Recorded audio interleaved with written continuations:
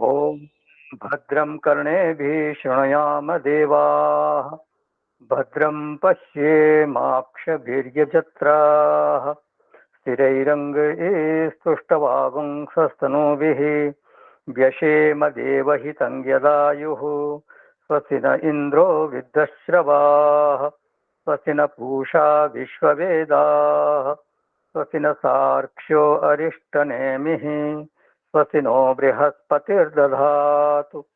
ॐ शान्ति शान्ति शान्तिः।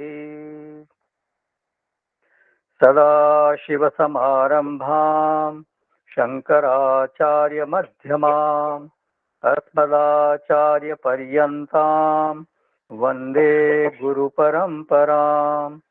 शङ्करं शङ्कराचार्यं केशवं बादरायणं सूत्रभाष्यकृतौ वन्दे भगवन्तो पुनः पुनः भगवन्तो पुनः पुनः।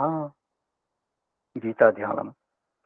ॐ पार्थाय प्रतिबोधितां भगवता नारायणेन स्वयं व्यासेन ग्रथितां पुराणमुनिना मध्ये महाभारतम् अद्वैतामृतवर्षिणीं भगवतीम् अष्टादशाध्यायिनीम् अम्ब त्वामनुसन्दधामि भगवद्गीते भवद्वेषिणीम्। नमोऽस्तु ते व्यासविशालबुद्धे फुल्लारविन्दायतपत्रनेत्र येन त्वया भारततैलपूर्णः प्रज्वालितो ज्ञानमयप्रदीपः प्रपन्नपारिजाताय स्तोत्रवैत्रैकपाणये ज्ञानमुद्राय कृष्णाय गीतामृतदुहे नमः। सर्वोपनिषदो गावो दुग्धा गोपालनन्दनः पार्थो वत्सः सुधीर्भोक्ता दुग्धं गीतामृतं महत्।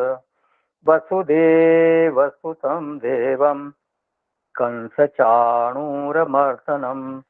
देवकी परमानन्दं कृष्णं वन्दे जगद्गुरुं कृष्णं वन्दे जगद्गुरुं कृष्णं वन्दे जगद्गुरुं। हाँ, सक्सेना साहब है ना, डॉक्टर सक्सेना साहब?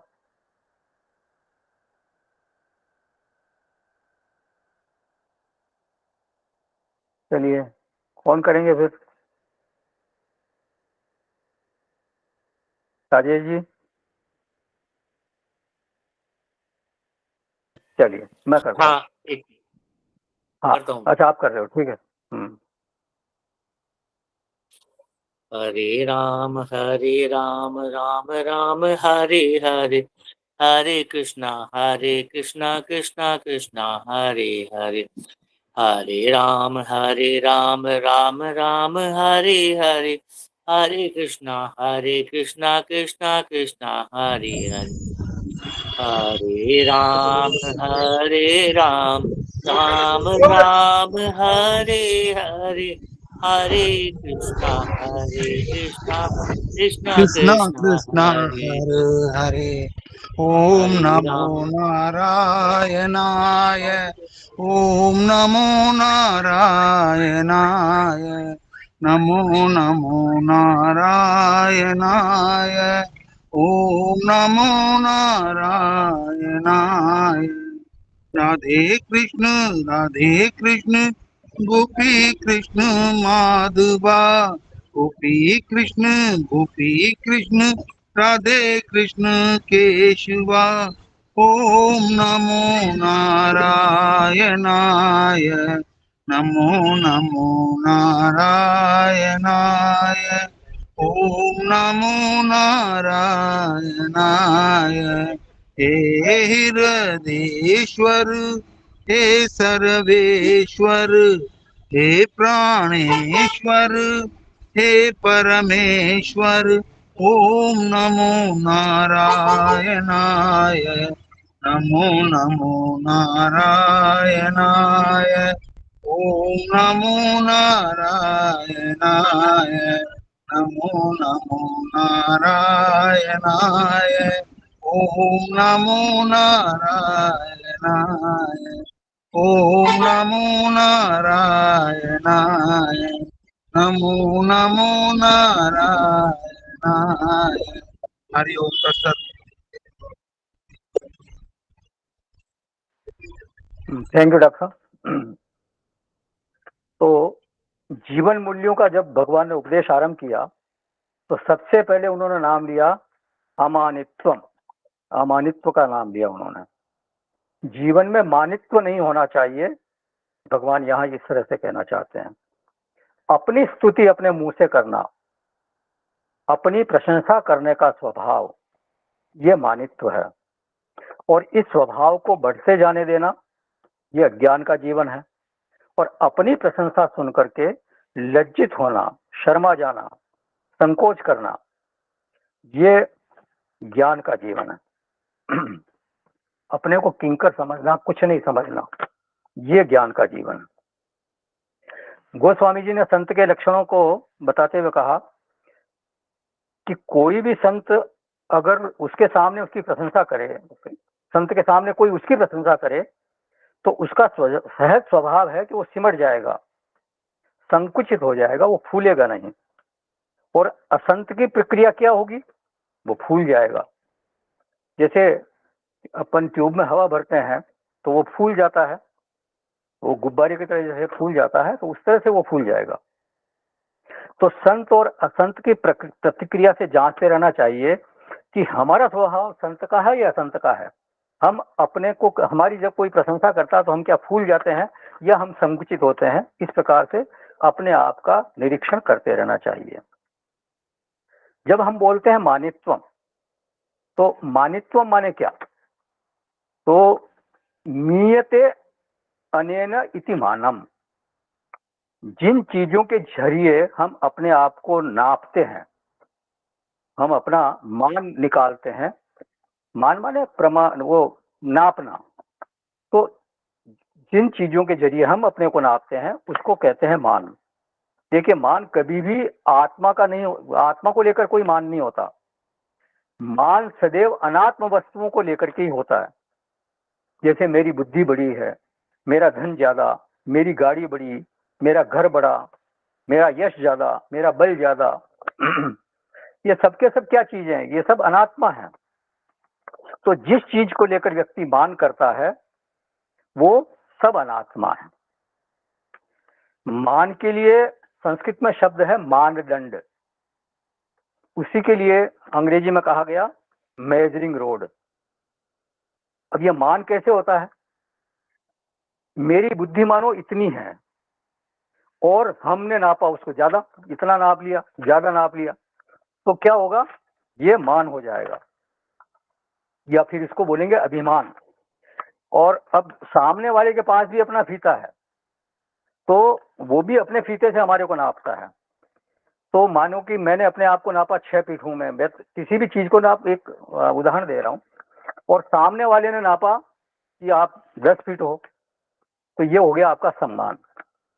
और मैंने नापा अपने को 6 फीट, और सामने वाले ने अपने नाप से नाप लिया हमारे को 4 फीट, तो ये हो गया अपमान।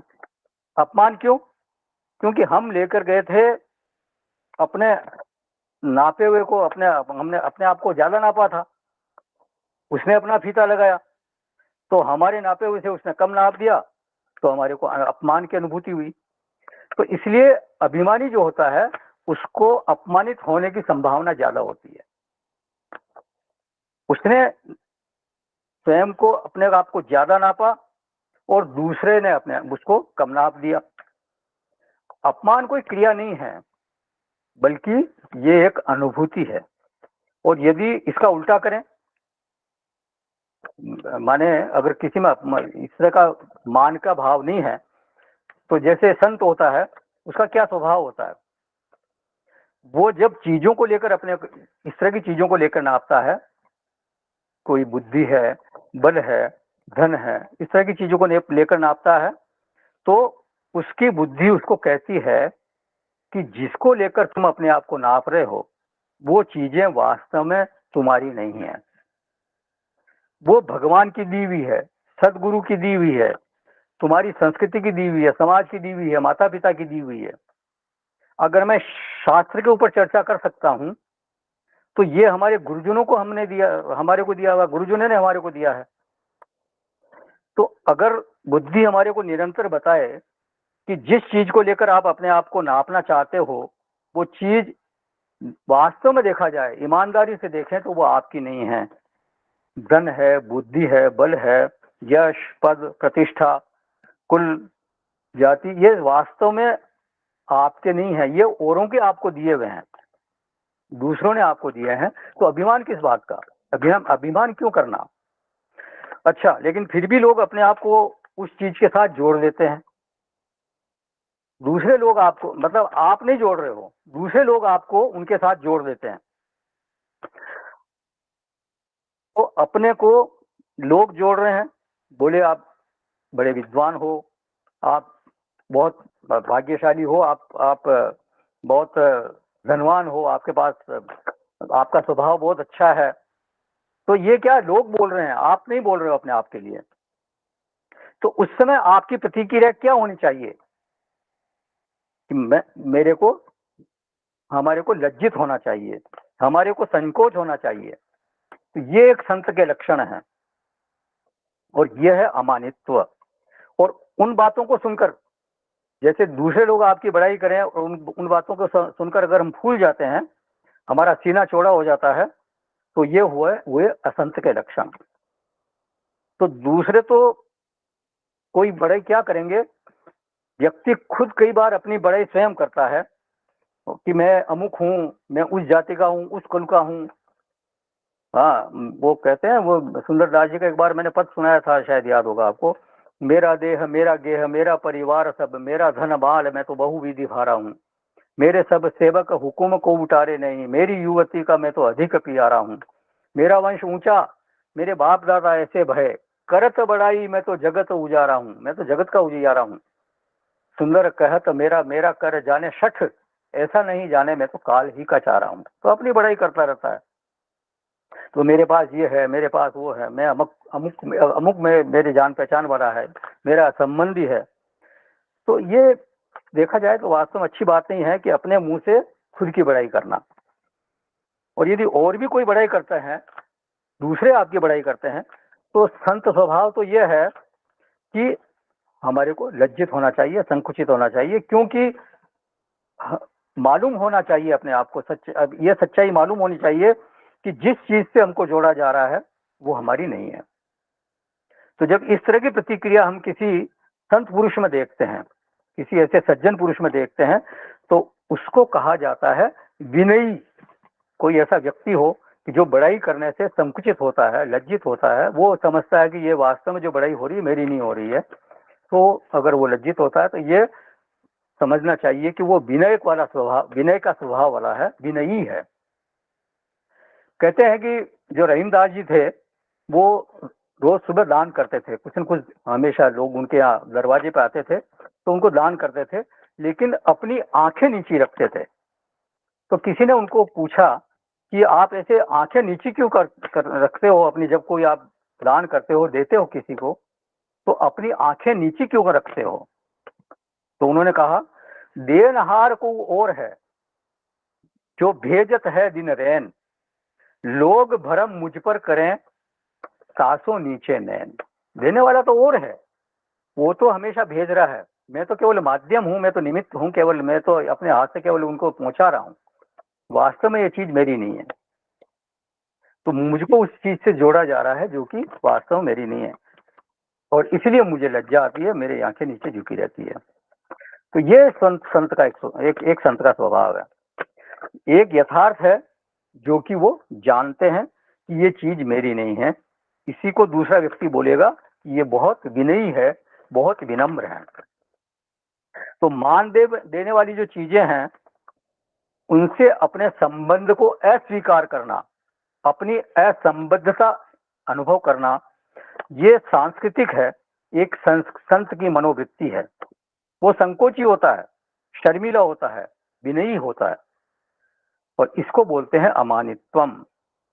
जब वो मान वाली चीजों से संबंध स्वीकार नहीं करता तो अपने मुंह से बड़ाई करने का तो फिर सवाल ही नहीं पैदा होता। क्यों करेगा? वो जानता है कि ये चीजें मेरी नहीं है। तो भगवान जीवन मूल्यों में अमानित्व को सबसे ऊपर रखते हैं। भगवान को वास्तव में अभिमान बिल्कुल पसंद नहीं है। अभिमानी व्यक्ति उनको बिल्कुल पसंद है नहीं। इसमें असली बात जो छिपी हुई है वो ये है कि किसी भी अनात्म वस्तु से आत्मा का संबंध वास्तव में है ही नहीं। तो अमान होने का मतलब है आत्मनिष्ठ होना। कोई अगर अमानी है तो इसका मतलब वो आत्मनिष्ठा की तरफ बढ़ रहा है। और मान क्या है?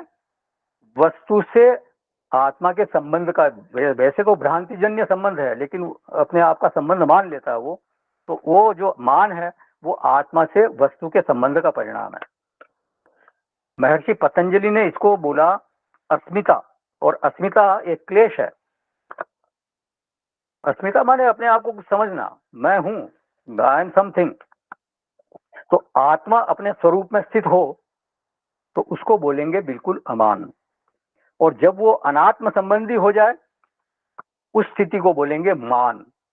तो व्यावहारिक धरातल पर अमानित्व को बोला जाता है विनय, और पारमार्थिक धरातल पर, आत्मा के धरातल पर अमानित्व को बोलेंगे आत्मनिष्ठा, स्वरूपावस्थान। अमानित्व का सबसे बड़ा उदाहरण है श्री हनुमान जी। जब जानकी जी की खोज करके जब वापस आए तो भगवान ने उनकी प्रशंसा की। पूछा उनको, कहो कपि रावण पालित लंका, के विधि जारे वो दुर्ग बड़ी बंका। रावण द्वारा जो पोषित लंका, सुरक्षित लंका है, और इतना दुर्गम दुर्ग वहां था, उसको तुमने कैसे जला दिया? माने एक तरह की असंभव सी जो बात थी वो तुमने कर दिखाई वहां पर। ऐसा भगवान ने उनको बोला, उनकी प्रशंसा की एक तरह से। तो हनुमान जी की प्रतिक्रिया क्या है? बोलते हैं कि प्रभु अब इस भ्रम में मुझको मत डालिए, इस मोह में मत डालिए मुझको। मैं अपनी औकात, अपनी शक्ति को खूब जानता हूं। मैं न जलचर हूं, न नभचर हूं, और न थलचर हूं। मैं तो एक शाखाचर हूं, पेड़ों पर रहने वाला एक मामूली सा प्राणी हूं। शाखा मृग के बड़ी मनुसाई, शाखा ते शाखा पर जाई। मेरी जितनी शक्ति है उसको मैं भूलने वाला नहीं हूं। मेरी शक्ति कितनी है? मैं एक शाखा से दूसरी शाखा पर कूद सकता हूं, इससे ज्यादा मैं क्या कर सकता हूं? लेकिन आपकी अनुकंपा से, आपके अनुग्रह से, आपकी कृपा से मैंने इतने बड़े समुद्र का लंघन किया, और वहां जानकी जी से मैं मिल पाया, रावण के मद का मैंने मंथन कर दिया। वो सब किस कारण से? तो सब तब प्रताप रघुराई, यहाँ न कछु मेरी प्रभुताई। वो सब आपका प्रताप था, आपकी शक्ति थी, इसलिए ये सब कुछ हुआ। इसमें वास्तव में मेरी कोई भूमिका है नहीं, वास्तव की भूमिका मेरी नहीं है, सब आपकी ही शक्ति के कारण हुआ। तो ये क्या है? ये अमानित्व। तो जिस कर्म को लेकर के प्रभु श्री राम उनकी प्रशंसा कर रहे थे, उसके लिए हनुमान जी का स्वयं का साक्षात यथार्थ अनुभव क्या है कि इस कर्म से सच में मेरा कोई संबंध नहीं है, ये सब भगवान की कृपा से हुआ है। मेरी शक्ति तो बहुत मामूली सी है, मैं कुछ कर नहीं सकता था। ये सही है कि ये सब मेरे द्वारा हुआ है, लेकिन मैंने किया है ये कहना गलत हो जाएगा, ये मिथ्या भाषण है। हम तो सभी रास्ते में मर जाने वाले थे। अगर स्वयं प्रभा जी हमारे को नहीं मिली होती तो हम तो पानी के बिना रास्ते में मर जाते। वहाँ गह्वर वो जब जा रहे थे वन में सारे वानर, तो उनको बहुत जबरदस्त प्यास लगी और पानी कहीं दिख नहीं रहा था। उनको फिर दूर एक गह्वर में एक झरना नजर आया, उधर गए तो वहां फिर स्वयं प्रभा जी मिली, और फिर उन्होंने सबको कहा कि आंखें बंद करो, और वो जब आंखें बंद की सबने, तो जब आंखें खोली तो अपने आप को समुद्र के किनारे पाया। ये सब उनकी कृपा से हुआ, भगवान की कृपा से हुआ। और फिर अगर संपाति ने पता ठिकाना नहीं बताया होता लंका का, तो फिर आगे प्रगति कैसे होती? फिर विभीषण जी ने नहीं बताया होता तो मैं तो रात भर खोज रहा था सीता जी को वहां, लेकिन सीता जी कहीं मेरे को मिली नहीं थी। वो तो सुबह सुबह जब विभीषण जी जगे तभी मैं उनके द्वार पर पहुंचा। अब देखिए आप, मतलब ऐसा संयोग बना कि जिस समय वो उनके द्वार पर खड़े थे उसी समय विभीषण जी जगे, ते ही समय विभीषण जागा। तो ये संयोग मैंने तो नहीं मिलाया, ते ही समय ये किसने किया? ये प्रभु आपने किया। तो हनुमान जी कोई बनावटी बात नहीं कर रहे हैं, वो तो यथार्थ को जीने वाले व्यक्ति हैं, वो जानते हैं कि वास्तविकता क्या है, और यहाँ पर वे यथार्थ बात ही वो कर रहे हैं। हम लोग यथार्थ को लेकर के सावधान नहीं रहते, लेकिन वो सजग थे, वो देख रहे थे कि संयोग मिलते जा रहे हैं और काम होता जा रहा है। अशोक वाटिका में जानकी जी स्वयं अंगारा मांगती है, ये भी एक संयोग था। वो उन्होंने अशोक वृक्ष से कहा कि मुझको आग दो, मैं अब जीना नहीं चाहती, मैं मरना चाहती हूँ। अब उसी समय अगर हनुमान जी अंगूठी नहीं गिराते अथवा थोड़ा आगे पीछे गिराते तो शायद वो देखती ही नहीं उस अंगूठी की तरफ, या हाथ में ही नहीं लेती, क्योंकि वो तो देखती ही नहीं थी किसी की तरफ। जानकी जी की स्थिति क्या थी? निज पद नयन दिए मन राम पद कमल लीन। अपने पैरों की तरफ वो देखती रहती थी और उनका मन कहाँ लगा रहता था? केवल राम जी के चरणों में लगा रहता था। तो जानकी जी उस समय अंगूठी उठाती ही नहीं, अगर उस समय वो अंगारा नहीं मांगती और उसी समय अंगूठी नहीं गिरती तो। वो तो खुद उन्होंने याचना की थी अशोक वृक्ष से कि मुझे आग दो, और उसी समय फिर अंगूठी उनके सामने गिरी तो उन्होंने सोचा कि अंगारा गिर गया, इसलिए उन्होंने उठाई। तो ये जब ये सारे जो संयोग है होते हैं जीवन में, उन संयोगों को कई बार हम नजरअंदाज कर देते हैं, देखते नहीं है। ये नहीं देखना एक तरह की नासमझी है, हमारी भूल है, और सच में कहा जाए तो बेईमानी है। वो जो संयोग दिखाए गए रामायण में, ऐसे हजारों संयोग हमारे जीवन में भी बनते रहते हैं, और हम जानते भी हैं, कई बार हम अनुभव करते हैं कि ये संयोग इस तरह से बना है। लेकिन उन संयोग, अगर वो संयोग नहीं बनते तो हो सकता है हम कुछ कर ही नहीं पाते, वो तो ऐसे संयोग बन जाते हैं तब हम कुछ कर पाते हैं। लेकिन हमारा अभिमान कैसा है? कृतवान अहम, ये मैंने किया है, मैंने किया है, मैंने किया है। माने कर्म से हम अपने आप को जोड़ लेते हैं, अपने आप को कर्ता मानते हैं। इसी तरह से वस्तु के साथ हम अपने आप को जोड़ लेते हैं, गुणों के साथ हम अपने आप को जोड़ लेते हैं, सद्गुणों के साथ जोड़ लेते हैं। जैसे हमारे में जो विद्या है, जो ज्ञान है, अगर ध्यान से देखेंगे तो पता चलेगा कि ये चीजें हमने दूसरों से सीखी हैं, अमुक संत से या अमुक गुरु से हमने ये हमने हमारे को ये सिखाया है। तो जिस तरह जिसको हम अपना मानते हैं वो सद्गुण क्या मेरा है, ये हमारे को विचार करना चाहिए। ये सद्गुण मेरा नहीं है, ये कहीं से आया हुआ है। और यथार्थ यही है कि जिस गुण के कारण मेरी प्रशंसा हो रही है वो ओरिजिनली मेरा नहीं है, वास्तविक रूप से मेरा नहीं है, वो कहीं न कहीं से मुझको प्राप्त हुआ है। इसी तरह से वस्तु का भी यही है। वस्तु को जब हम अपने साथ जोड़ते हैं, उसका संबंध हम जोड़ते हैं, जैसे चल संपत्ति है, अचल संपत्ति है, तो इसको जोड़ने की हमें कहाँ तक अनुमति है? देखिए, जब मैं अपने आप को संपत्ति से जोड़ता हूं तो उसका एक विहित रूप यह है कि मैं इसका प्रयोग करने में अपने आप को स्वतंत्र अनुभव करता हूं या नहीं करता हूं। अगर धन मेरा है तो मैं इसको जैसे चाहे खर्च करूं, कोई मुझको रोकने टोकने वाला नहीं है।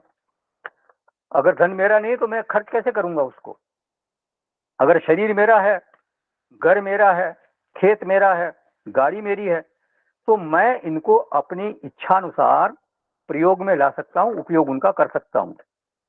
मैं अपने को इनके अधिकृत प्रयोक्ता के रूप में अनुभव करता हूं, इनके उपयोग करने का मैं अधिकारी हूं, लेकिन दूसरे की चीज का मैं प्रयोग नहीं कर सकता। वो तो फिर एक तरह से निषिद्ध कार्य हो जाएगा। वो हमारे को टोक सकता है कि भैया आप किस अधिकार से इसका प्रयोग कर सकते हैं। हाँ, या तो वो अनुमति दे उसकी, अदरवाइज मैं उसका प्रयोग नहीं कर सकता, क्योंकि वहां मेरा अधिकार नहीं है। तो जब हम किसी वस्तु से अपने को जोड़ते हैं तो जोड़ने का अधिकार कहाँ से आया? क्योंकि वो वस्तु हमने अपने कर्म के द्वारा अर्जित की थी, उस वस्तु की कीमत हमने चुकाई। पहले हमने मेहनत करके, सपोज हमने मेहनत करके धन कमाया और फिर धन से हमने वो वस्तु खरीदी। कोई गाड़ी हमने खरीदी तो उसको चलाने का अधिकार मेरे को है।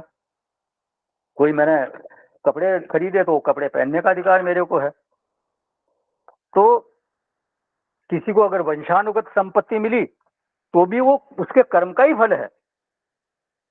आपका प्रारब्ध था, इसलिए उस परिवार में, उस कुल में आपका जन्म हुआ, नहीं तो कहीं और जगह भी जन्म हो सकता था, किसी निर्धन परिवार में जन्म हो सकता था। तो आपके कर्म के कारण, आपके प्रारब्ध के कारण आपको उस परिवार में जन्म मिला। तो इस तरह से वो वस्तु आपको, वो संपत्ति आपके अधिकार में आई। अच्छा, एक बात और है, वस्तुओं के साथ कभी प्रगाढ़ संबंध भी होता है, कभी शिथिल संबंध भी होता है, और कभी ऐसा असंबद्धता का अनुभव भी होता है कि ये चीज अब मेरी नहीं रही। जैसे घर में ही देख लेते हैं अपन, चीजों का प्रयोक्ता एक व्यक्ति था। हम जब तक हम धन कमाने के, या मतलब वो हमारा कार्य करने का हमारी क्षमता थी, तब तक हमने घर को संभाला और घर के मुखिया हम थे। तो वो जो संपत्ति थी, जितना भी धन था, वो उसके प्रयोक्ता हम थे। फिर क्या हुआ, बच्चे बड़े हो गए तो उनकी पारी शुरू हो गई। धीरे धीरे वो संपत्ति उनके उपयोग में आने लगी। हम क्या हो गए, एक तरह से साइड होते गए। धीरे धीरे हम अपने आप को हमने विड्रॉ कर लिया। तो उस संपत्ति का जैसे हम पहले प्रयोक्ता थे, उस तरह से अब हम उसका प्रयोक्ता अपने आप को अनुभव नहीं करते। दुकान पर जाते हैं, खेत पर जाते हैं, केवल टाइम पास करने के लिए, बस इतना सा है। तो इस तरह से अब हम कैसे संबंधी बने, शिथिल संबंधी बने। अथवा कई बार जैसे हमने कोई चीज हमारी है और हमने उस वस्तु को दूसरे को दे दी, बेच दी, तो फिर क्या हुआ, उससे हमारा संबंध समाप्त हो गया। तो ये असंबद्धता है। तो प्रगाढ़ संबंध भी होता है, शिथिल संबंध भी होता है, और असंबद्धता का अनुभव भी होता है। तो ये, इसके लिए कोई साधना करने की जरूरत नहीं है, ये स्वाभाविक होता ही है। इसमें हमने क्या साधना की, कुछ नहीं, मानते हैं अपने आप, इसको हो जाता है। तो ये सब क्या है, कर्म का खेल है। वस्तु से हमारा संबंध बने, शिथिल हो, बिगड़ जाए, फिर बन जाए, इस विषय में केवल एक ही हेतु है, और वो है केवल हमारा कर्म। अब इसमें अमानित्व का स्वरूप क्या है? वस्तु के साथ मानो हमारा विहित संबंध है, माने मैंने अपनी मेहनत से उसको प्राप्त किया है, अपने कर्म के द्वारा उसको प्राप्त किया है। तो जब वो संबंध होगा तो उस संबंध के जरिए मान नाम की चीज प्रकट होगी। मतलब उसके साथ एक मेरा अभिमान जुड़ गया, और उससे अगर संबंधहीनता का मैं अनुभव करता हूं तो फिर क्या प्रकट होगा, विनय प्रकट होगा। हाँ, वो वस्तु मेरी है, नो डाउट, लेकिन मैं उसके साथ अपने आप को इस तरह से अपने आप का संबंध नहीं अनुभव करता कि ये मेरी ही है। मैं ये मानता हूं कि ये प्रभु ने मेरे को दी है, उनकी कृपा है जो ये मेरे को मिली है। तो उससे क्या होगा, विनय अपने भीतर प्रकट होगा। अब थोड़ा सा दूसरे पहलू पर विचार करें। इसमें किस बात को लेकर मान होता है, किस बात को लेकर हम अपने आप में गौरव का अनुभव करते हैं? क्या जितनी वस्तुएं मेरी हैं उन सभी को लेकर मैं अपने आप में मान अनुभव करता हूं क्या? ये विचार करना चाहिए। ऐसा होता नहीं। सच बात यह है कि जो वस्तु मेरी है, केवल मेरी होने से उसमें मान की अनुभूति नहीं होगी। उस वस्तु के प्रति अगर महत्व बुद्धि है मुझ में, ये वस्तु वास्तव में बहुत अच्छी है, ये इसमें इससे मेरी लोगों में पहचान बनती है, तो फिर उस वस्तु के प्रति अगर महत्व बुद्धि होगी, तब वो वस्तु मेरे लिए मानप्रद बनेगी। मेरे अंदर एक मान की उत्पत्ति होगी। मुझे मानो कार में बहुत महत्व बुद्धि है, मर्सिडीज कार में बहुत महत्व बुद्धि है, और अगर वो मर्सिडीज कार मैंने खरीद ली तो फिर मैं अपने आप को ऐसा अनुभव करूंगा कि मतलब ये मेरी है, और एक मान की अनुभूति मेरे भीतर होगी, गौरव की अनुभूति होगी कि देखो मैं मर्सिडीज कार का मालिक हूँ। लेकिन अगर मेरे पास मारुति 800 हो पुरानी, तो क्या गौरव की अनुभूति होगी? क्या नहीं होगी। हो सकता है मैं उसको बाहर ही नहीं निकालूं। माने जिस वस्तु में महत्व बुद्धि है, उसी वस्तु के साथ अगर मेरा संबंध है, तभी मान की अनुभूति होगी। जहां महत्व बुद्धि नहीं है, वहां उस वस्तु से मेरा संबंध होने के बावजूद मान नहीं हो सकता। ये बिल्कुल पक्की बात समझ लीजिए आप। तो ये सारी कंडीशंस फुलफिल होती है, तभी मान की अनुभूति होगी, वरना नहीं होगी। तो निर्णय क्या निकला कि वस्तु के साथ संबंध होने मात्र से मान की अनुभूति नहीं बनेगी, उस वस्तु में महत्व बुद्धि होना आवश्यक है। दूसरी बात यह है कि महत्व बुद्धियाध्यासित जो वस्तु है, जिसमें मेरी महत्व बुद्धि है, उसमें अगर मेरी ममता नहीं है तो भी मान नहीं होगा। देखिए, महत्व बुद्धि तो है, ये वस्तु बहुत अच्छी है, लेकिन उसमें मेरी इतनी ममता नहीं है। मैं समझता हूं कि ये भगवान की कृपा से मिली है, ये गुरु की कृपा से मिली है, मेरे सत्कर्मों का फल है। तो अगर मैं उसमें बहुत ज्यादा ममता नहीं करता तो भी मान की अनुभूति नहीं होगी। तो ममता नहीं हो और महत्व बुद्धि नहीं हो तो मान नहीं होगा। जैसे दूसरे की मर्सिडीज है, जब जैसे ममता मेरी है, अगर कोई चीज मेरी है तभी मेरी मान की अनुभूति होती। अगर कोई मर्सिडीज दूसरे की है तो उसमें मैं अभिमान थोड़ी करूंगा, उसके प्रति मेरे अंदर मान की अनुभूति नहीं हो सकती। तो मान में ये दो शर्तें हो गई, एक तो महत्व बुद्धि होनी चाहिए, दूसरी उसमें ममता होनी चाहिए। अगर इसमें से एक भी नहीं होगा, एक घटक भी नहीं होगा, तो फिर मान नहीं होगा। और महत्व बुद्धि को ही वेदांत में कहते हैं शोभनाध्यास। किसी वस्तु में शोभनता का आरोप करना। आरोप क्यों कह रहे हैं यहाँ पे? क्योंकि जो वस्तु हमारे लिए शोभन है वो सभी के लिए शोभन हो ये जरूरी नहीं है। चीनी मीठी है, ये एक वस्तु धर्म है, लेकिन चीनी अच्छी है ये वस्तु धर्म नहीं है। ये सबके लिए, मतलब सब लोग उसको उसमें महत्व बुद्धि करें, सबको मीठा पसंद नहीं होता। तो चीनी मीठी है तो बात सत्य है, लेकिन चीनी सबके लिए पसंद का विषय बन जाए ये जरूरी नहीं है। हो सकता है किसी को मिर्च बहुत पसंद हो, उसका शोभनाध्यास कहाँ हुआ? मिर्च में। किसी व्यक्ति को एक रंग पसंद है, उसका शोभनाध्यास हो सकता है लाल रंग में हो, दूसरे का शोभनाध्यास हो सकता है हरे रंग में हो। तो जो शोभनाध्यासित वस्तु जब मम बनती है, केवल तभी मान की उत्पत्ति हो सकती है। किसी वस्तु में मेरा शोभनाध्यास है और वो वस्तु मेरी बने, तब मुझे मान की अनुभूति होगी, अन्यथा मान की अनुभूति असंभव है। चाहे आपके पास बहुत बड़ा महल हो, बहुत सुंदर महल हो, लेकिन आपके मन में अगर उसके प्रति शोभन बुद्धि नहीं है, तो वो महल आपके चित्त में मान का स्फुरण नहीं कर सकता। इसलिए वस्तु से संबंधित होने पर भी व्यक्ति अमानी हो सकता है। कब? जब उस वस्तु में शोभनाध्यास नहीं होवे।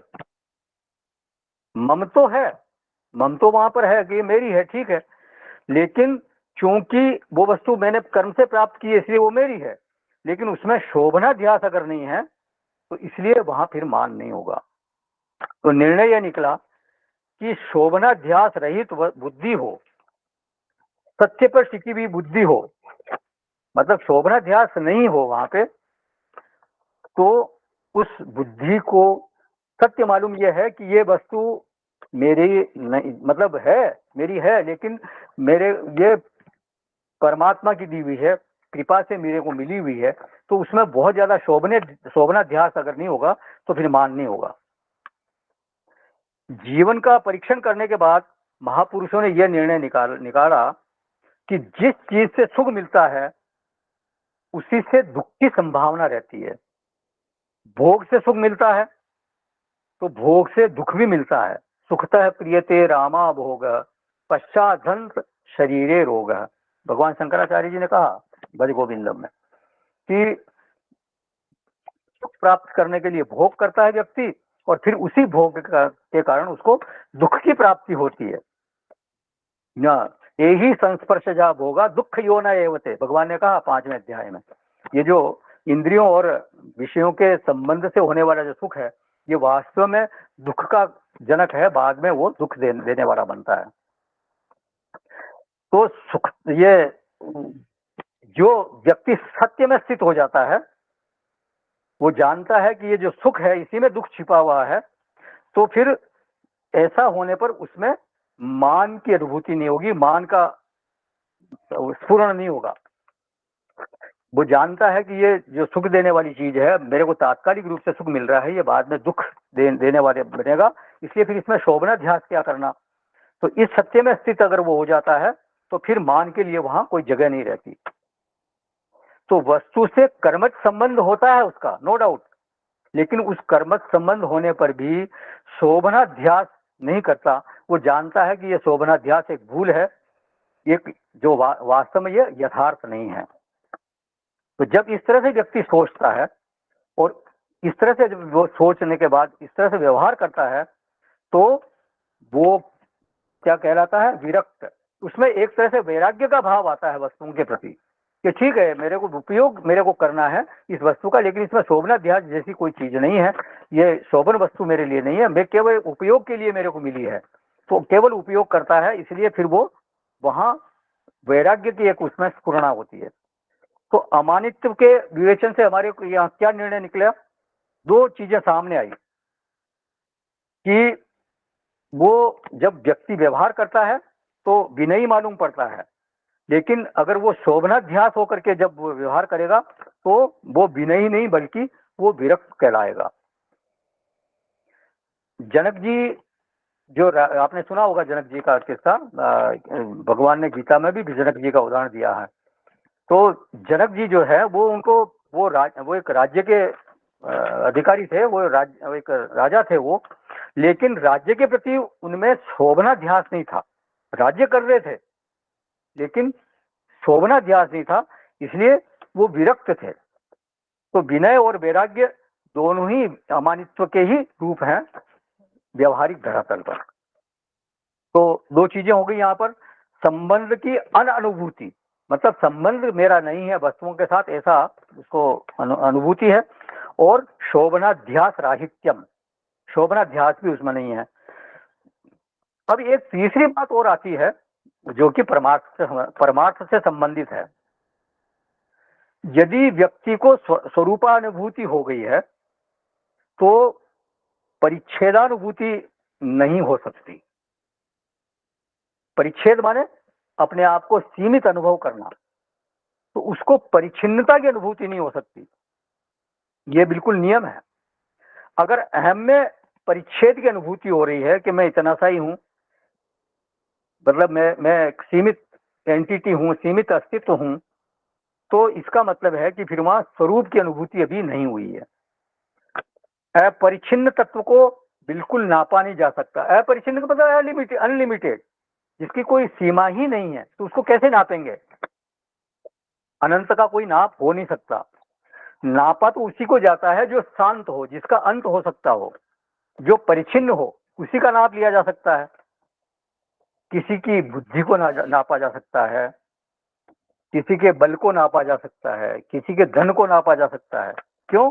क्योंकि ये जितनी भी वस्तुएं हैं ये सब परिच्छिन्न है। इसका अभिप्राय है कि मान की स्थिति जो है वो परिच्छिन्न के साथ तादात्म्य से ही बनती है।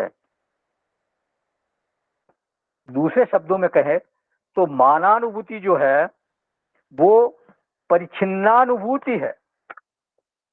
परिच्छिन्न का मतलब है सीमितता की अनुभूति। मान तभी होगा जब सीमित वस्तुओं के साथ हमारा संबंध होगा। असीमित वस्तु के साथ अगर संबंध हो गया तो वह मान की अनुभूति संभव ही नहीं है। तो इसका सीधा सीधा मतलब हुआ कि अगर मैं मानी हूं तो इसका अर्थ है कि मैं परिच्छिन्न हूं, मैं सीमित हूं। तो मानानुभूति और परिच्छिन्नानुभूति, इन दोनों में किसी प्रकार का कोई अंतर नहीं है। इसका क्या अभिप्राय निकला? कि अनंत स्वरूप अपरिच्छिन्न स्वरूप की अनुभूति का मतलब है अमानित्वम। अपरिच्छिन्न स्वरूप की अगर हमारे को अनुभूति हो गई, इसका मतलब फिर वहां मान के लिए कोई जगह बची ही नहीं है। तो व्यवहार में विनय है और वैराग्य है, और परमार्थ में क्या है? स्वरूप निष्ठा, अपरिच्छिन्न स्वरूप, यह है अमानित्वम। भगवान का एक नाम है अमानी, विष्णु सहस्त्र नाम में आता है अमानी मानदो नित्यम। वो स्वयं अमानी है। गोस्वामी जी ने भी कहा सबही मानप्रद आप अमानी। भगवान में कोई मान की अनुभूति हो ही नहीं। भगवान तो अपरिच्छिन्न तत्व है, वो उसमें वहां मान के लिए स्थान ही नहीं है। अब एक तीसरी चीज और है अमानित्व में छिपी हुई है, वो है स्वाभिमान। केवल विनय से जीवन नहीं चल सकता। ऐसा देखा जाता है कि एक व्यक्ति विनयी है, लेकिन यदि आप उसको अपमानित करने की कोशिश करोगे, उसको टीज करने की कोशिश करोगे, तो इस बात की अनुमति वो कभी नहीं दे सकता। तो हम क्या कहेंगे उसको कि वो स्वाभिमानी है। अब ये बहुत विचित्र स्थिति हो गई कि एक ही साथ हम विनय को भी सद्गुण कह रहे हैं और स्वाभिमान को भी सद्गुण मानते हैं। अंग्रेजी में स्वाभिमान के लिए शब्द क्या दिया? Self respect. और अभिमान को क्या कहा गया? ईगो। तो अभिमान दुर्गुण कहा जाता है और स्वाभिमान एक सद्गुण कहा जाता है। अभिमान और स्वाभिमान में बहुत महीन अंतर है, इसको हमारे को समझना चाहिए। स्वाभिमान के नाम पर हम कई बार अविनय को पाल लेते हैं। स्वाभिमान के नाम पर कई बार हम उद्दंड हो जाते हैं, बेअदब हो जाते हैं, अशिष्ट हो जाते हैं। इसलिए जीवन में इस बात को लेकर बहुत सावधान रहने की जरूरत है, क्योंकि जिसको हम स्वाभिमान कह रहे हैं उसका चेहरा अभिमान से बहुत मिलता जुलता सा है। इन दोनों को पहचानना बहुत मुश्किल है। स्वाभिमान शब्द का सीधा सीधा अर्थ है स्वच्छ अभिमान, अपनी विशेषता के प्रति, अपनी पहचान के प्रति सतर्क रहना, जागरूक रहना। अपनी विशिष्ट पहचान के प्रति जागरूकता, प्रमाद राहित्य, उसको कहा जाता है स्वाभिमान। और अपनी विशिष्ट पहचान के अनुसार व्यवहार करना, वो कहलाता है हमारा स्वधर्म। यदि मेरी पहचान एक ब्रह्मचारी की है या सन्यासी की है तो मैं उस स्वधर्म के अनुसार ही अपना आचरण करूंगा। यदि मेरी विशिष्ट पहचान यह है कि मैं गृहस्थ हूं तो उसके अनुसार फिर मेरा व्यवहार होगा। जैसे किसी ब्रह्मचारी का स्वधर्म क्या हुआ? भिक्षाटन, ग्रंथों का अध्ययन, ध्यान आदि करना, जप करना, ये सब एक ब्रह्मचारी के धर्म, उसका स्वधर्म है, वो करेगा। और गृहस्थ का वो जो ब्रह्मचारी है उसको धनार्जन का अधिकार नहीं है, वो उसको भिक्षा मांगकर ही अपना शरीर चलाना है। जबकि गृहस्थ का धर्म क्या है? वो धनार्जन करेगा, वो संतानोत्पत्ति करेगा। ब्रह्मचारी ये नहीं कर सकता। तो हर एक का अपना अपना स्वधर्म है। तो अगर मैं गृहस्थ हूं तो मैं अपनी पहचान के अनुसार व्यवहार करूंगा, ये मेरा स्वधर्म है। और अगर उसके प्रति मैं प्रमादी हूं, उसके विरुद्ध आचरण करता हूं, तो ये हो जाएगा मेरा परधर्म। अगर गृहस्थ होकर के वो भिक्षाटन करेगा तो फिर वो परधर्म कहलाएगा। जैसे अर्जुन ने कहा था ना कि मैं भिक्षाटन करके अपना जीवन यापन कर लूंगा। गुरु हत्वा महानुभावान श्रेयो भोक्तुम वैक्षमपि लोके। ये गुरुजनों की हत्या करने के से तो अच्छा है कि मैं भिक्षाटन करके अपना जीवन यापन कर लूं। तो वो अपना स्वधर्म छोड़ने को तैयार हो गया था वहां पे। तो ये हमारी जो पहचान है उसमें 3 मानदंड बनते हैं, 3 पैरामीटर्स कहे जाते हैं। एक तो पहचान होती है हमारी शास्त्र के अनुसार, एक पहचान हमारे को देता है समाज, और एक पहचान हमारी अपनी पहचान होती है। शास्त्र ने मुझको क्या पहचान दी? जैसे कि तुम 4 वर्ण में से एक वर्ण वाले हो, 4 आश्रम में से एक आश्रम वाले हो। समाज ने मुझको दी कि तुम व्यापारी हो, किसान हो, तुम फला कुल के हो। मेरी अपनी पहचान है कि मैं इंजीनियर बन गया, डॉक्टर बन गया, मैं किसान बना हूं, मुझे ये करना है, ये इस तरह से। तो इन तीनों को मिलाकर के मेरी एक विशिष्ट पहचान बनी, और इस पहचान के प्रति मुझको जागरूक रहना है, और उस जागरूक रहने से क्या होगा? स्वधर्मानुष्ठान होगा। मेरी जो विशिष्ट पहचान है उसके प्रति अगर मैं जागरूक हूं तो मुझको मेरा स्वधर्म पता है, और उस स्वधर्म के अनुसार मेरा स्वधर्मानुष्ठान होगा। अब स्वाभिमान का मतलब यह नहीं है कि हम किसी के सामने झुकते नहीं। मैं तो किसी के सामने झुकता नहीं, मैं बहुत स्वाभिमानी हूँ। मेरे मेरे को किसी से कोई लेना देना नहीं। ये तो फिर एक तरह से अभिमान का प्रतीक हो गया। इसको स्वाभिमान कतई नहीं कहा जाएगा। हमारी संस्कृति तो प्रणामी संस्कृति है, विनयी संस्कृति है। हमारे को झुकना सिखाया जाता है। तो इस तरह के स्वाभिमान को हमारा शास्त्र कभी तिलक नहीं करते, उसको कभी महिमा मंडन नहीं किया जाता उसका। हमारे यहाँ तो प्रथम संस्कार ही चरण स्पर्श का हो सिखाया जाता है। रामायण में कहा गया ना, प्रातः काल उठ करी रघुनाथा, मात पिता गुरु नाम ही माता। वो शीश झुकाते हैं अपने माता पिता के और गुरुजनों के आगे। तो स्वाभिमान सद्गुण है, क्योंकि अपनी विशिष्ट पहचान के प्रति जागरूकता है। वो जो जागरूकता है उससे हमारा हम स्वधर्मानुष्ठान कर पाते हैं। स्वाभिमान का एक ही सुपरिणाम है कि वो व्यक्ति को स्वधर्मनिष्ठ बनाता है। अब स्वाभिमान का दूसरा पहलू यह है कि जब मैं अपनी विशिष्ट पहचान के प्रति जागरूक होता हूं और उस पहचान पर कोई आक्रमण करता है, तो अपनी विशिष्ट पहचान की प्रतिरक्षा में, देखिए ये प्रतिरक्षा कर रहा हूं मैं अपनी पहचान की, तो उस पहचान की प्रतिरक्षा में जो प्रतिक्रिया होती है वो मेरे स्वाभिमान की प्रतिक्रिया मानी जाएगी। मान लीजिए कोई एक क्षत्रिय है, ये उसकी विशिष्ट पहचान है। अब उस पर कोई आक्रमण करे, माने उसको नीचा दिखाने के लिए उस पर व्यंग्य करे या उसके प्रति कुछ अपशब्द कह दे कि क्या क्षत्रिय तुम तो कायर हो, ऐसे कुछ कह दे ऐसे, तो उसकी प्रतिरक्षा में उसकी प्रतिक्रिया क्या होगी? वो कुछ उसको डांटेगा, उसको कहेगा कि ये तुम इस तरह से नहीं बोल सकते। तो वो फिर वो स्वाभिमान की प्रतिक्रिया होगी। उसकी प्रतिक्रिया क्या होगी कि मैं कोई घास फूस नहीं हूँ जो तुम मेरे को ऐसे जैसे मर्जी आए उसको रौंद के चले जाओ, या मैं कोई डोरमेट नहीं हूँ तो जो भी आए वो अपने पाँव पहुँच के चला जाए।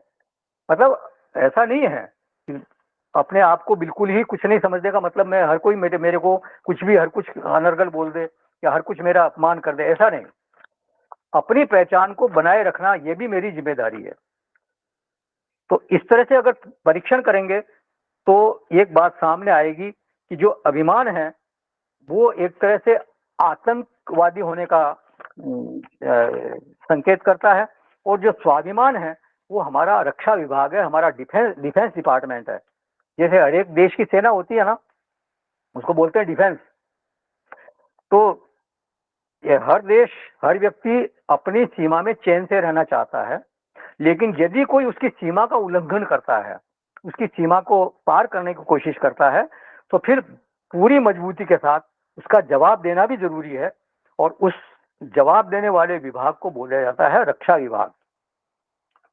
कि अगर मेरी सीमा में तुम आए तो आपको फिर पद दलित होने करके वापस जाना पड़ेगा, आपको यहाँ से निकाला जाएगा। तो ये जो प्रतिरक्षा विभाग है इसको कहते हैं स्वाभिमान। अपनी विशिष्ट पहचान की प्रतिरक्षा में यदि इस प्रतिरक्षा में यदि उग्रता भी होती है तो उस उग्रता को भी स्वाभिमान माना जाना चाहिए। तो ये बात ध्यान में रखें कि अमानित्व में विनय भी है और अमानित्व में ही उग्रता भी है, क्योंकि वो स्वाभिमान का एक रूप है। जैसे जो हमारी सेना है वो युद्ध के समय उग्र भी होती है, लेकिन उसको आक्रांता नहीं कहेंगे, उसको आतंकवादी नहीं कहेंगे उसको, क्योंकि वो अपनी प्रतिरक्षा में अपने स्वयं की रक्षा में वो काम कर रही है। वो किस लिए उग्र हो रही है? वो सीमाओं की रक्षा के लिए उग्र हो रही है। तो आतंकवाद और सेना में अंतर है, जिस तरह का अंतर है वैसा ही अंतर अभिमान और स्वाभिमान में है। तो स्वाभिमान में कभी कभी उग्रता भी हो सकती है, इस बात को स्वीकार करके हमारे को चलना पड़ेगा। देखिए, मैं किसी की अस्मिता पर, किसी की विशिष्ट पहचान पर कोई चोट नहीं करता, उसकी मान मर्यादा पर मैं कोई चोट नहीं पहुंचाता, मेरी ओर से किसी पर भी कोई आक्रमण नहीं होता। लेकिन कोई अगर मेरे ऊपर आक्रमण करेगा तो इसकी अनुमति मैं कभी भी नहीं दे सकता। इसका नाम पड़ेगा स्वाभिमान। स्वाभिमान सद्गुण इसलिए है क्योंकि ये प्रतिरक्षा में उठाया गया कदम है, वो आक्रमण के लिए नहीं उठाया गया है। आक्रमण करने वाला तो फिर आतंकवादी कहलाएगा। जो आगे बढ़कर दूसरों को घायल करता है, दूसरे पर आक्रमण करता है, वो अभिमानी कहा जाएगा। वो दूसरे को भयभीत करता है, दूसरे को परेशान करता है। जबकि स्वाभिमानी कभी भी दूसरे को भयभीत नहीं करता, दूसरे को परेशान नहीं करता। तो स्वाभिमान के दो पहलू हैं। स्वाभिमान का एक उग्र रूप भी है और एक धर्मनिष्ठ रूप भी है। तो हम स्वाभिमानी हैं, तो ये हमारा जो ज्यादा जोर है वो स्वधर्मानुष्ठान पर होना चाहिए। उग्रता से जहां तक हो सके एक साधक को बचना चाहिए। हाँ, कभी जरूरी हुआ तो अगर सामने वाला नहीं समझ रहा है, अगर हमारी विनय से, हमारी विनम्रता को अगर वो ये समझता है कि ये तो बिल्कुल कमजोर है, तो ये अगर वो समझता है तो उसको फिर दिखाना भी चाहिए कि हम इतने कमजोर नहीं है। हम झुक के मिल रहे हैं तो कमजोर ना समझना। फलदार शाख हो तो लचकती जरूर है। हम झुक के मिलने का मतलब ये नहीं कि हम कमजोर हैं। तो उसको उसकी भाषा में जवाब देने का भी हमारे में मादला होना चाहिए, वो स्वाभिमान के कारण। अब इसमें एक बात और है, यदि आप किसी संस्था को रिप्रेजेंट करते हैं, किसी संस्था के सदस्य हैं और आपको किसी सभा में बुलाया गया, तो उसके प्रतिनिधि के रूप में, उसके रिप्रेजेंटेटिव के रूप में, तो वहां आपको फिर अतिरिक्त सावधान रहने की जरूरत है। आपकी अपनी विशिष्ट पहचान तो है ही है, लेकिन उसके साथ साथ आपकी संस्था की पहचान भी आपके साथ है। वहां पर आपकी संस्था की विशिष्ट पहचान आप रखते हैं वहां पर, तो उस संस्था की विशिष्ट पहचान को रखने की जिम्मेदारी भी आपकी है। वहां उस विशिष्ट पहचान का मान रखना ये आपका कर्तव्य बनता है। इसी तरह से कोई बड़े पद पर है, कोई उस पद की गरिमा के रूप, उस पद की गरिमा के अनुरूप उसका व्यवहार होना चाहिए। तो ये भी एक स्वाभिमान का रूप है। उस समय वो न केवल अपनी विशिष्ट पहचान धारण करता है, बल्कि उस पद की पहचान भी उसके साथ है। मानो कोई बड़े मंत्री पद पर है, या जो कोई कलेक्टर है, या कोई कोई भी बड़ा पद है, तो दूसरों के साथ जब व्यवहार करे वो, तो उस अपने विशिष्ट पहचान तो उसकी है ही है, साथ में उस पद की पहचान के अनुरूप उसका व्यवहार होना चाहिए। तो दोनों का मान रखने की जिम्मेदारी उस पर है एक उस समय, और उस जिम्मेदारी को निभाने में संभव है उसको कष्ट भी हो सकता है कष्ट हो, लेकिन फिर यही तो तप है, ये तपस्या है ये, और ये स्वाभिमान का एक रूप है। तो अपनी विशिष्ट पहचान को हमारे को पकड़ कर रखना चाहिए।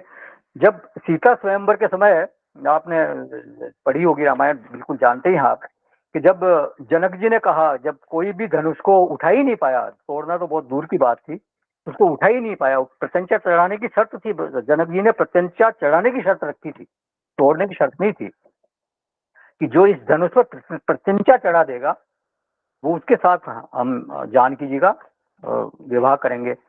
तो कोई उठा ही नहीं पा रहा था, तो जनक जी एकदम हताश हो गए, निराश हो गए, और उन्होंने कहा कि ये जो धरती है, मैं समझता हूँ कि ये वीर विहीन हो गई है, वीर विहीन मही में जानी।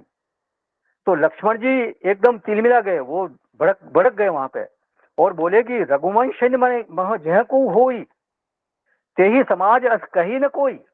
जहां पर रघुवंशियों में से एक भी व्यक्ति मौजूद है, वहां पर इस तरह की बात कोई कह नहीं सकता, कहना नहीं चाहिए उसको। तो ये क्या है, ये अपनी जो विशिष्ट पहचान है उसकी जिम्मेदारी उन्होंने निभाई। वहां पर उन्होंने एक वीर वाणी बोली, ये स्वाभिमान की वाणी थी, अभिमान की वाणी नहीं थी। और जब परशुराम जी, धनुष जब टूट गया और परशुराम जी वहां सभा में आए, और लक्ष्मण जी ने उनको फिर व्यंग्य करना शुरू किया, तो उनका संवाद तो हो ही रहा था। वो लक्ष्मण जी ने उनको ललकारा कि आप इस तरह की बातें कर रहे हैं। तो फिर जब ये संवाद चल रहा था, जब ये बहुत ज्यादा बढ़ गई बात, तब फिर राम जी को बीच में पढ़ना पड़ा। वहां राम जी को कहना पड़ा कि आप एक ब्राह्मण हैं, इसलिए मैं आपके सामने सर झुकाता हूं, अन्यथा तो मैं जो रन हम ही पचारे को लरही सुखेन कालु किन हो। अगर कोई रण में युद्ध में हमारे को ललकारे तो फिर हम सुखपूर्वक लड़ेंगे, चाहे वो काल ही सामने क्यों ना हो। वो जो हम रघुवंशी हैं उसमें हम फिर कभी पीछे नहीं रहेंगे। तो ये जो रघुवंशी होने का फर्ज था वो उन्होंने वहां निभाया। मतलब स्वयं की जो विशिष्ट पहचान है और मेरे वंश की जो विशिष्ट पहचान है, उन दोनों की जिम्मेदारी वो वहां उन्होंने निभाई। तो उस जिम्मेदारी को महसूस करना कि मैं उस पहचान का हूं या मैं उस पद का धारक हूं, और उसके अनुसार फिर प्रवृत्ति करना कि मैं इसकी गरिमा का संरक्षण करूंगा, ये स्वाभिमान है। तो अमानित्व में क्या क्या चीजें होंगी कि व्यवहार के धरातल पर विनय हो गया, वैराग्य हो गया और स्वाभिमान हो गया। ये तीन चीजें अमानित्व के अंतर्गत ही आएंगी। और परमार्थ के धरातल पर स्वरूप निष्ठा, आत्मनिष्ठा, ये अमानित्व का ही रूप है। तो ये इस बारे में हमने चर्चा की। किसी का कोई प्रश्न है या कोई इसमें ऐड करना चाहता है? नहीं तो इसका समापन करेंगे। सर इसमें कितने श्लोक, हरिओम प्रभु, कितने श्लोक हैं आए हैं? पांचों आ गए इसमें? नहीं, अभी तो ये 7वें श्लोक का एक पहला शब्द, पहला शब्द अमानित्व, इसकी व्याख्या है। इसकी व्याख्या अभी तो ये 7वां श्लोक कई सेशन तक चलने वाला है। वही मैंने कहा, आपने श्लोक पढ़ा नहीं पूरा, तो मैंने कहा हाँ, पहला 7वें श्लोक का अमानित्व। हाँ, हमारे यहाँ इसमें 8वां श्लोक है। हाँ, वो अब आपके यहाँ 8वां श्लोक है उस आपकी किताब में। हम इसको 7वां बोलते हैं। ठीक है। ओम पूर्णमदः पूर्णमिदं पूर्णात् पूर्णमुदच्यते पूर्णस्य पूर्णमादाय पूर्णमेवावशिष्यते। ओम शांति शांति शांति। हरि ओम। श्री गुरुभ्यो नमः।